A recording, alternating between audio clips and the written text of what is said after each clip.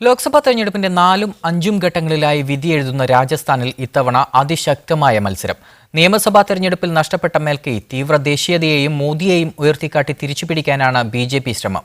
സ്ഥാനാർത്ഥികളുടെ വ്യക്തിപ്രഭാവത്തിലും ജാതി സമവാക്യങ്ങളിലുമാണ് കോൺഗ്രസിന്റെ പ്രതീക്ഷ.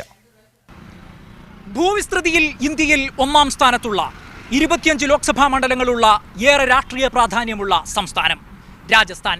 2014-ൽ ഈ 25 സീറ്റും ബിജെപിയുടെ കയ്യിൽ വെച്ചുകൊടുത്തു ഇവിടുത്തെ വോട്ടർമാർ. ഇത്തവണ പക്ഷേ അങ്ങനെ ഒരു മുന്നേറ്റം ഉണ്ടാക്കാനാകില്ല എന്ന കണക്കുകൂട്ടലിൽ തന്നെയാണ് ബിജെപിയും. അതുകൊണ്ട് തന്നെ അതിർത്തി മേഖലയായ രാജസ്ഥാനിൽ തീവ്ര ദേശീയതയിലൂന്നിയ പ്രചാരണം ശക്തമാക്കുകയാണ് പാർട്ടി. പാകിസ്ഥാനെതിരെ ആണവ ബോംബ് പ്രയോഗിക്കുമെന്ന് സൂചിപ്പിച്ച ഇവിടെ പ്രധാനമന്ത്രി പ്രസംഗിച്ചത് 2 ദിവസം മുൻപ്.